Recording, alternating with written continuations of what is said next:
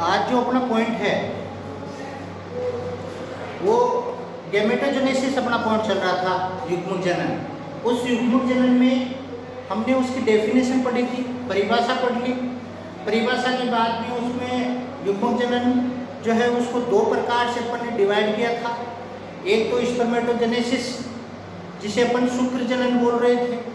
तो शुक्र जनन की परिभाषा अपन ने देखी थी कि भाई वर्षण की जो आदि जनन कोशिकाएं होती है, जर्मिनल जो एपिथेलियम सेल्स होती है, या प्रीमोडल जर्म सेल जो होती है, या प्रीमोडल सेक्स सेल होती है, उसके द्वारा जो शुक्राणु बनते हैं उसे स्पर्मेटोजेनेसिस कहते हैं। तो युग्मक जनन अपन ने पढ़ा था। एक बार पीछे अपन थोड़ा सा बैक साइड चलते हैं ताकि आपको वो चीज़ क्लियर हो जाए। देखो गैमेटोजेनेसिस का पॉइंट चल रहा था,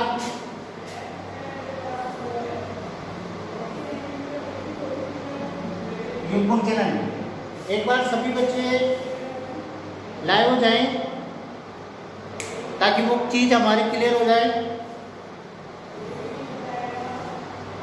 एक बार सभी बच्चे लाइव हो जाएं, सभी बच्चे कनेक्ट हो जाएं एक बार ताकि वो चीज़ क्लियर करें। यस अजय यादव,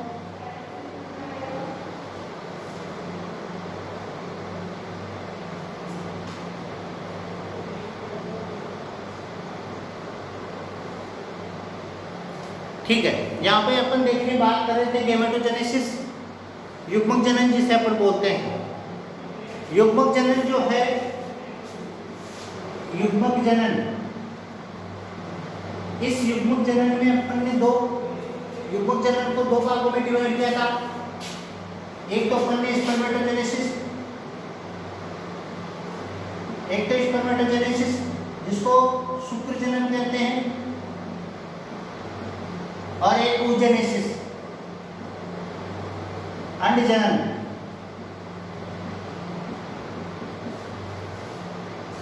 इसमें हम लोगों ने केवल सिंपल इंट्रोडक्शन पढ़ा था गैमेटोजेनेसिस का, युग्मक जनन का सिंपल इंट्रोडक्शन पढ़ा था। इसके बाद में हमने स्पर्मेटोजेनेसिस भी पढ़ा। स्पर्मेटोजेनेसिस जो होता है, शुक्र जनन जो होता है, वो शुक्र जनन आपको पता है कि जो टेस्टिस होते हैं, वर्षण होते हैं, उसकी जो आदि जनन कोशिकाएं जो होती है या अपन प्रीमोडल सेक्स सेल बोल सकते हैं, उसके अंदर स्पर्मेटोजेनेसिस होता है और फॉर्मेशन ऑफ स्पर्म, शुक्राणु का निर्माण होता है। यानी कि वर्षण की आदि जनन कोशिकाओं में शुक्राणुओं के निर्माण की क्रिया को क्या कहते हैं? स्पर्मेटोजेनेसिस या शुक्र जनन। शुक्र जनन के बाद में हमने पढ़ा, डायग्राम पढ़ा, लेबल डायग्राम पढ़ा, एलएस ऑफ टेस्टिस देखा। उसमें सेमिनिफेरस ट्यूब्स जो है, शुक्रजनक नलिकाएं, और शुक्रजनक नलिकाओं के अंदर अपन ने जो शुक्रजनक नलिकाओं के चारों ओर का जो आवरण होता है, ट्यूनिका प्रोपिया होता है। ट्यूनिका प्रोपिया के इनर साइड में, मतलब अंदर की तरफ, हमने पढ़ा था जनन या जर्म एपिथेलियम सेल्स। तो जर्म या जनन उपकला कोशिकाओं के बारे में पढ़ा। उसमें आपने सर्टोली कोशिकाएं पढ़ी, जिसका दूसरा नाम सपोर्टिंग सेल या आलंबन कोशिकाएं हैं। और एक हमने पढ़ा था स्पर्मेटोगोनियल सेल, शुक्राणुजन कोशिकाएं। ये चीज़ें हमने क्लियर कर ली थी डायग्राम में। अब आज का जो टॉपिक है वो टॉपिक अपन स्टार्ट करते हैं।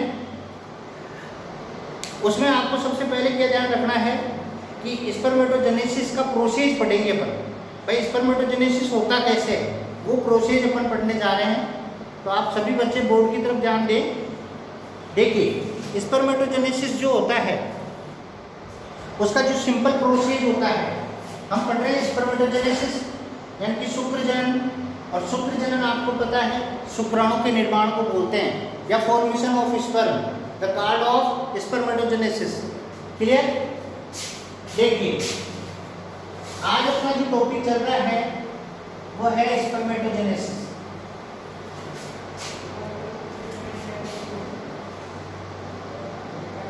स्पर्मेटोजेनेसिस यानी कि शुक्रजनन। क्लियर? अब इसमें शुक्र जनन में हमने सिंपल लैंग्वेज में पढ़ लिया था, सिंपल लैंग्वेज में समझ लिया था कि स्पर्मेटोजेनेसिस जो होता है वो कहाँ होता है, वर्षण की आदि जनन कोशिकाओं में होता है और उससे क्या बनते हैं, शुक्राणु बनते हैं। ये चीज हमने पढ़ ली, क्लियर। अब विधि पढ़ते हैं। एक स्पर्मेटोजेनेसिस को अपन ने 3 भागों में कन्वर्ट करते हैं या 3 फेज में कन्वर्ट करते हैं। जो पहली फेज होती है इसकी,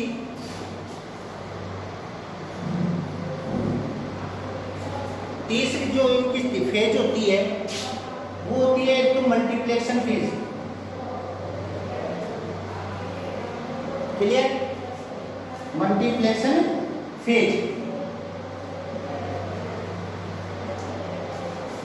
मल्टीप्लेक्शन फेज जो है,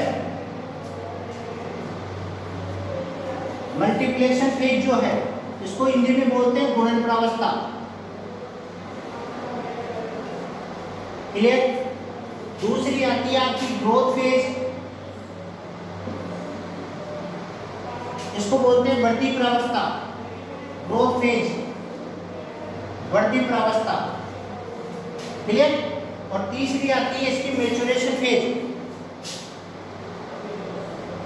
मैच्योरेशन फेज जो है इसको बोलते हैं परिपक्वन प्रावस्था, परिपक्वन। देखिए आप बोर्ड की तरफ ध्यान बनाए रखो, शुक्र जनन जो होता है उसको 3 फेज में कन्वर्ट किया गया है, 3 प्रावस्थाओं में शुक्र जनन को बांटा गया है। तो 3 अवस्थाएं या 3 प्रावस्थाएं कौन कौन सी होती है शुक्र जनन की? गुणन प्रावस्था है, वृद्धि प्रावस्था है और परिपक्वन प्रावस्था है। ये 3 भागों में इसको डिवाइड किया गया है। तीनों भागों को अपन समझेंगे ताकि अपने स्पर्मेटोजेनेसिस का पूरा प्रोसेस अपने समझ में आ जाए। आपको ध्यान ये रखना है कि स्पर्मेटोजेनेसिस होता कहाँ है, यानी कि शुक्र जनन की क्रिया कहाँ होती है, वो पॉइंट आपके दिमाग में होना चाहिए। तो स्पर्मेटोजेनेसिस की जो क्रिया होती है वो टेस्टिस जो होता है ना, वर्षण की आदि जनन कोशिकाओं में होती है। ध्यान रखना इस चीज का, वर्षण की आदि जनन कोशिकाएं या प्रीमोर्डियल सेक्स सेल में जो है शुक्राणु का निर्माण होता है और उसे अपन क्या बोलते हैं, शुक्र जनन। अब आगे अपन बात करें शुक्र जनन में, अब अगर बात करें आगे, ऋतु बोर्ड की तरफ ध्यान दो बेटा। शुक्र जनन की जो क्रिया है उसमें आगे चलते हैं अपन। 3 अवस्थाओं में से, 3 प्रावस्थाओं में इसे बांट दिया अपन ने। देखो डायग्राम लेते हैं और डायग्राम के थ्रू इस चीज को समझते हैं। समझना इस चीज को बिल्कुल, बोर्ड की तरफ आप ध्यान बनाए रखना। देखो सबसे पहले तो अपन ने ले लिया 2N। 2N का मतलब होता है द्विगुणित या डिप्लॉइड सेल, और डिप्लॉइड सेल होती है जर्म सेल। जर्म सेल जो होती है, यानी कि आप इसको जो है प्री मॉडल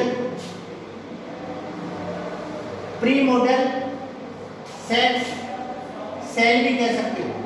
इंग्लिश मीडियम वाले में ध्यान देना, प्री मॉडल सेक्स सेल है, 2N डिप्लॉइड है, ये द्विगुणित है, ठीक है ना। यानी कि टेस्टिस यानी कि वर्षण की जर्म कोशिका है ये। अपनी भाषा में इस चीज को यूं समझो, वर्षण की जर्म सेल है, जनन कोशिका है। जनन क्यों बोल रहे हैं? क्योंकि इससे शुक्राणु का जन्म होगा, इससे शुक्राणु का निर्माण होगा, formation of sperm by the primordial sex cell, clear. आगे देखो, ये वर्षण की जर्म कोशिका अपन ने ले ली, इसके अंदर आपको 2N यानी कि डिप्लॉइड सेल, इसी प्रकार 2N ये लो। तो ये क्या है आपकी मल्टीप्लेक्शन फेज, यानी कि गुणन प्रावस्था। मल्टीप्लेक्शन फेज में क्या हुआ, 1 से 2, 2 से 4 मल्टीपल होती गई, कोशिकाएं मल्टीपल होती गई, बढ़ती गई। तो 1 से 2 बनी, 2 से 4 बन गई। यहाँ पर आपको पता है ये डिप्लॉइड सेल है, ये भी डिप्लॉइड है, द्विगुणित और द्विगुणित सभी कोशिकाएं, द ऑल सेल्स वो कैसी है, डिप्लॉइड सेल, द्विगुणित है। तो अगर किसी पेरेंटल सेल यानी कि कोई जनक कोशिका है, ये जनक कोशिका है, पेरेंटल सेल है, और इससे डॉटर सेल का फॉर्मेशन हो रहा है, डॉटर सेल जो है फॉर्मेशन ऑफ डॉटर सेल, तो ये भी डिप्लॉइड है, ये भी डिप्लॉइड है, ये भी डिप्लॉइड है।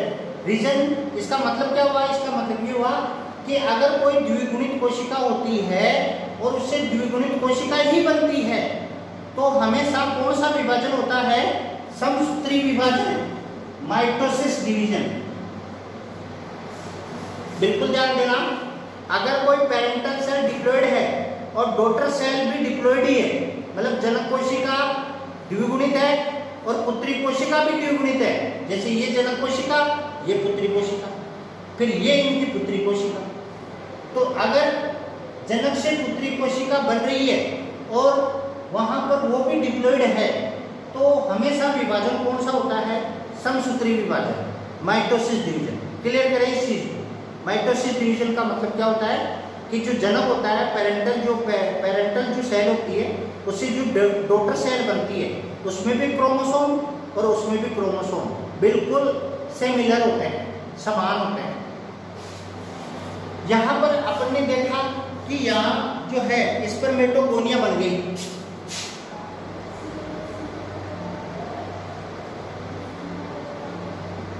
देखो स्पर्मेटोगोनिया, स्पर्मेटोगोनिया जो होती है इसको बोलते हैं शुक्राणु जनकोशिका। हिंदी में ध्यान दो, 4 हमारे पास शुक्राणु जनकोशिका बन गई है। क्लियर? तो गुणन प्रावस्था कंप्लीट, पहली प्रावस्था कंप्लीट हो गई है। सेकंड फेज की बात करें अपन, ग्रोथ फेज। जो ग्रोथ फेज होती है आपको ध्यान रखना है, ये ग्रोथ फेज है। यहाँ पर स्पर्मेटोगोनियल सेल कितनी बनी या स्पर्मेटोगोनिया कितनी बनी? वो 4 बनी है, ठीक है ना। स्पर्मेटोगोनिया कितनी बनी है? 4 बनी है। इस 4 में से एक एक्टिव हो जाती है। बिल्कुल आप ध्यान दें, बिल्कुल ध्यान दें आप। स्पर्मेटोगोनिया जो सेल है वो अपने पास बनी है 4। ये देखो 4 कोशिकाएं बन गई, शुक्राणु जन कोशिकाएं 4 बनी। 4 में से एक एक्टिव होती है, बाकी 3 डिजनरेट हो जाती है।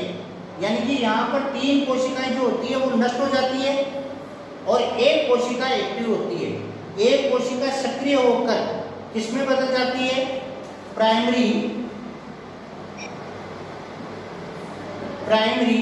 स्पर्मेटोसाइट।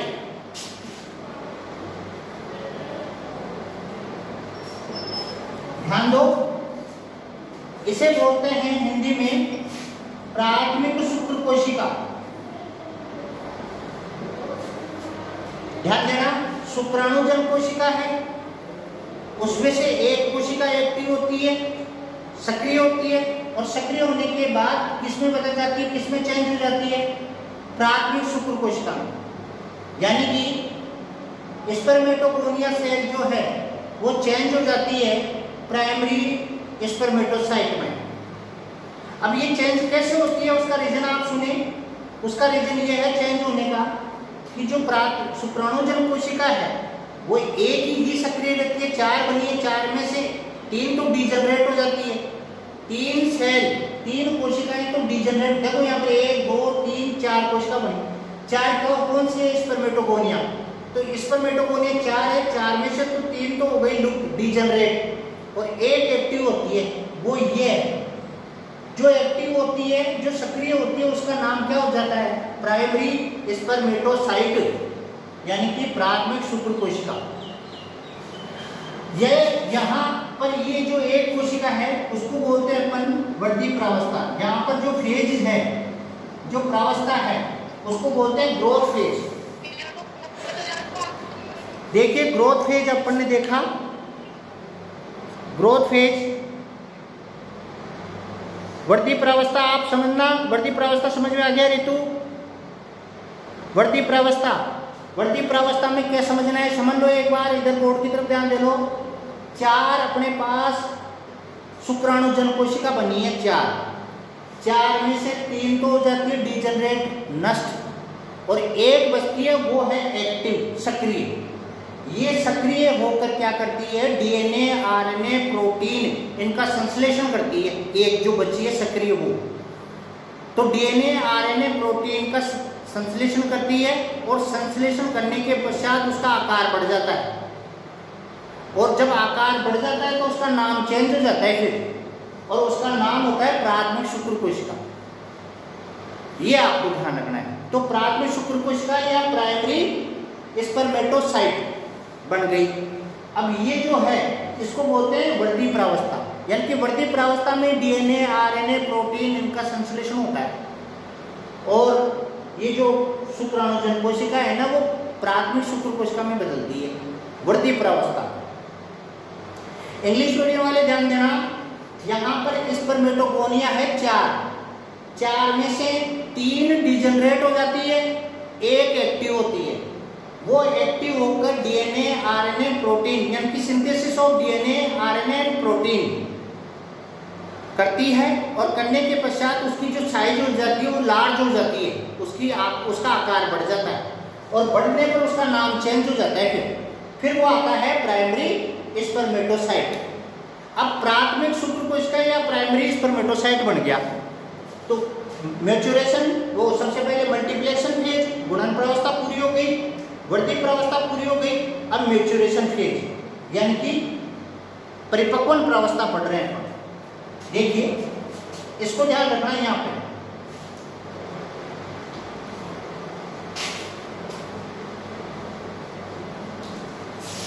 समझना।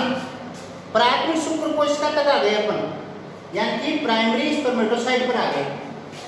ये साहब आपने नीचे वाला डायग्राम जो था, जगह नहीं है नीचे तो मैं ऊपर बना रहा हूं, इस चीज को समझा रहा हूं। ये प्राइमरी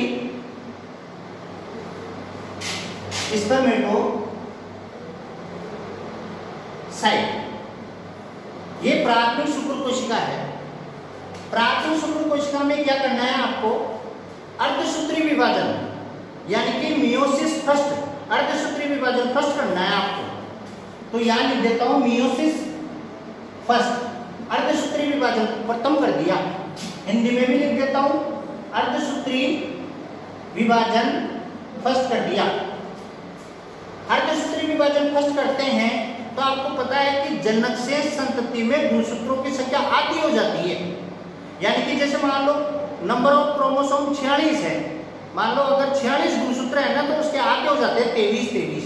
तो यहाँ पर एन यानी कि यहाँ डिप्लॉइड सेल से हैप्लॉइड सेल बनती है। ये डिप्लॉइड कोशिका है, इससे हैप्लॉइड कोशिका बन रही है, मतलब द्विगुणित कोशिका से अगुणित कोशिका बन गई। अब इनका क्या नाम है, इनको बोलते हैं द्वितीयक शुक्र कोशिकाएं, यानी कि सेकेंडरी स्पर्मेटोसाइट। ध्यान देना, प्राथमिक शुक्र कोशिका में ध्यान देना, प्राथमिक शुक्र कोशिका में अर्धसूत्री विभाजन फर्स्ट हुआ और द्वितीयक शुक्र कोशिकाएं बन गई 2। आगे देखो, यहां पर आपको क्या करना है, अर्धसूत्री विभाजन सेकंड यानी कि मियोसिस सेकंड। यहां आपने अर्धसूत्री विभाजन सेकंड कर दिया तो इसकी भी आपकी हो जाएगी अगुणित अगुणित अगुणित। यहां पर आपके सामने पता है 4 स्पर्मेटिड्स बन जाती है। 4 जो है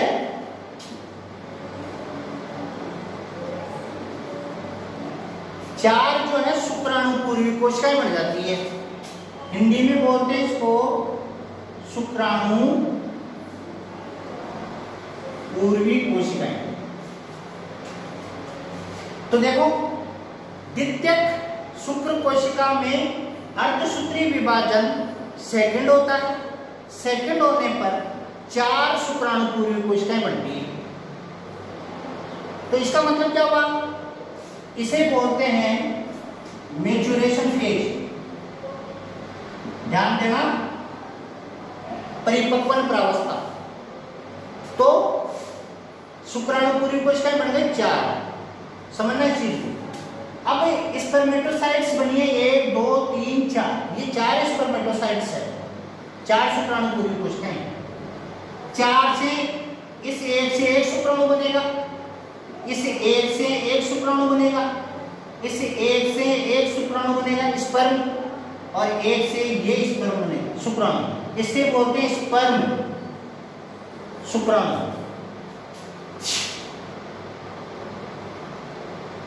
ये 4 शुक्राणु बन गए, मतलब 4 स्पर्मेटोसाइट सेल है, 4 शुक्राणु पूरी कोशिकाएं हैं, तो चारों से ही 4 शुक्राणु बनेंगे।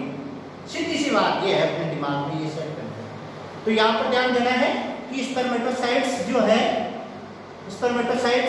है उससे 4 स्पर्म बनते हैं, 4 शुक्राणु पूर्वी कोशिकाओं से 4 शुक्राणु बनते हैं, एक से एक शुक्राणु, दूसरी से दूसरा शुक्राणु, तीसरे से तीसरा और चौथे से चौथा शुक्राणु बनता है।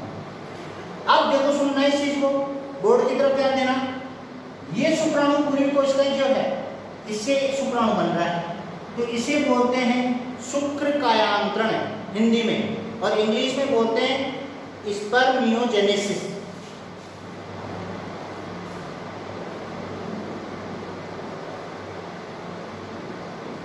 हिंदी में बोलते हैं शुक्र कायांतरण। क्लियर करें, स्पर्मियोजेनेसिस शुक्र कायांतरण, परिभाषा आप सुने हिंदी मीडियम वाले। शुक्राणु पूर्वी कोशिकाओं से शुक्राणु के निर्माण की क्रिया को शुक्र कायांतरण कहते हैं। बिल्कुल आप ध्यान देना, इंग्लिश मीडियम वाले ध्यान देना। स्पर्मेटोसाइट्स जो सेल है उससे स्पर्म के जो फॉर्मेशन ऑफ स्पर्म जो है उसे बोलते हैं द कार्ड ऑफ स्पर्मियोजेनेसिस, मतलब शुक्राणु पूर्वी कोशिकाओं से शुक्राणु के निर्माण की क्रिया को शुक्र कायांतरण कहते हैं। ये आपको ध्यान रखना। तो ये चीज अपने क्लियर हो गई है। आपने शुक्र जनन में गुणन प्रावस्था, मल्टीप्लेक्शन फेज, वृद्धि प्रावस्था, ग्रोथ फेज और मैच्योरेशन फेज यानी कि परिपक्वन प्रावस्था। अब अपने समझ में एक चीज नहीं बैठ रही, वो क्या नहीं बैठ रही, ये क्या होता है शुक्र कायांतरण क्या होता है। भाई वृद्धि प्रावस्था अपने समझ में आ गई, ओ सॉरी गुणन प्रावस्था समझ में आ गई, वृद्धि प्रावस्था अपने लोग समझ में आ गई, पर मैच्योरेशन फेज भी अपने समझ में आ गया, परिपक्वन प्रावस्था भी समझ में आ गई। हमेशा 2 पॉइंट आपको ध्यान रखना है, जैसे कंपटीशन एग्जाम में कई बार पूछ लेते हैं कि जो गुणन प्रावस्था होती है जिसे अपन इंग्लिश में बोलते हैं मल्टीप्लेक्शन फेज, उसमें कौन सा डिवीजन चलता है स्पर्मेटोजेनेसिस में, शुक्र जनन में। शुक्र जनन की गुणन प्रावस्था में कौन सा विभाजन होता है, तो समसूत्री विभाजन होता है।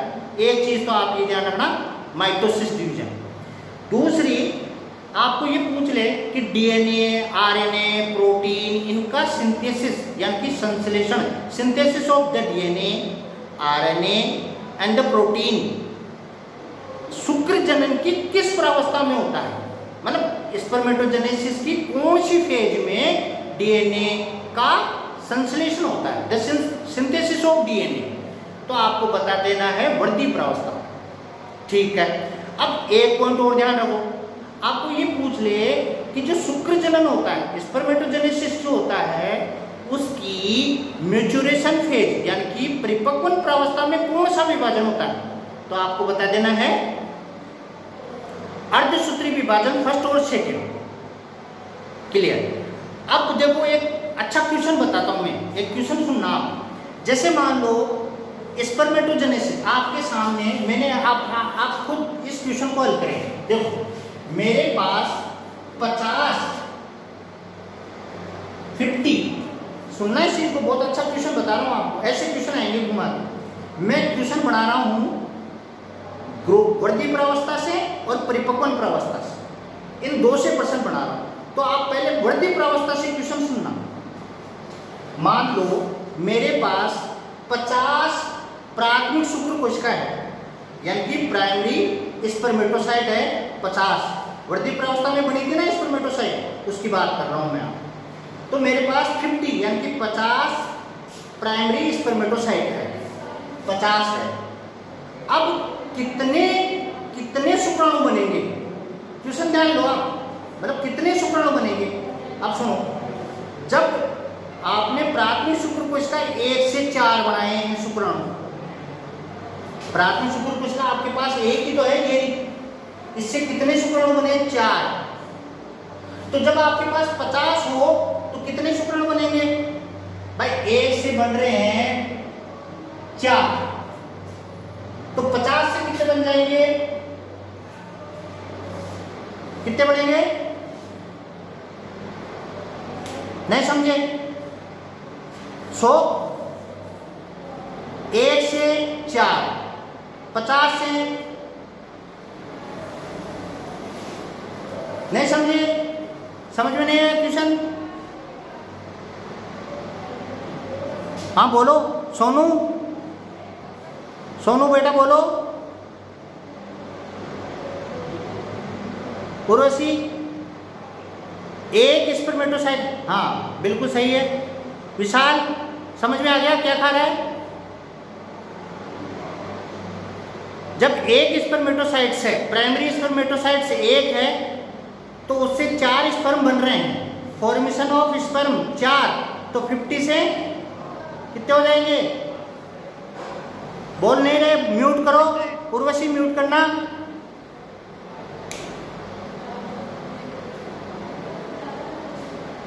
म्यूट करके बताओ कितने बने, कितने स्पर्म बने।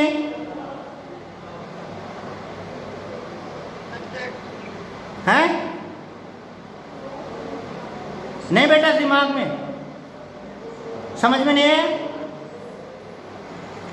भाई। स्पर्मेटोसाइट है एक, जब एक से कितने बन रहे हैं, 4, तो यहां पर 50 से कितने बन जाएंगे,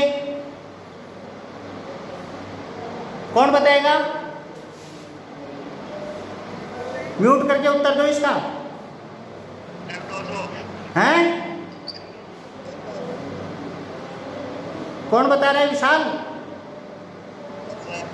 कितने।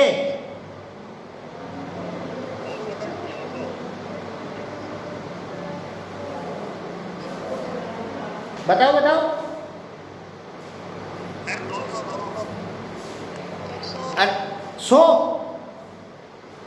100 है क्या, सही है क्या उत्तर। 200, हाँ 100,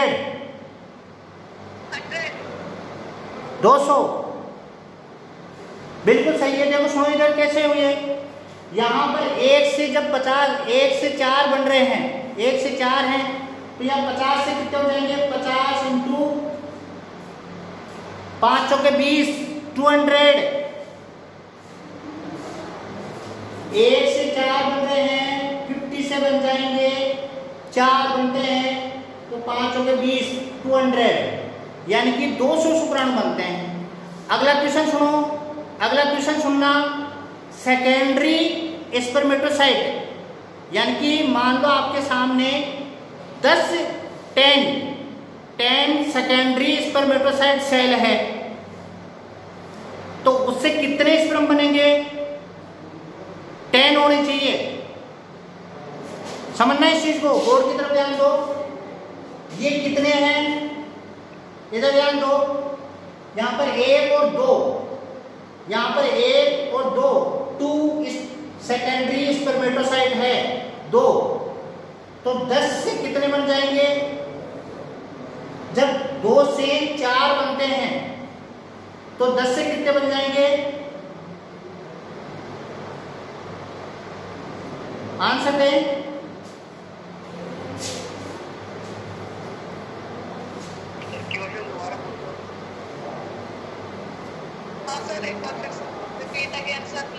हैं?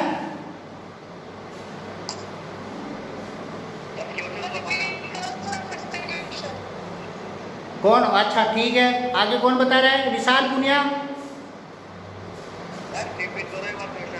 मैं ये कह रहा हूं कि अपने पास सेकेंडरी स्पर्मेटोसाइट यानी कि द्वितीयक शुक्र कोशिका 10 हैं, टोटल 10 है, तो उससे कितने शुक्राणु बनेंगे, स्पर्म, फॉर्मेशन ऑफ स्पर्म कितने हैं, कितने बनेंगे। जब 2 से आपके सामने 4 बन रहे हैं, ठीक है, 40 हो गए क्या? 40? हाँ बिल्कुल सही है। ठीक है, आगे कौन बता रहा है? और विशाल बता रहे जो 400, बिल्कुल सही है, 400। ठीक है, आगे ऋतु सही है क्या?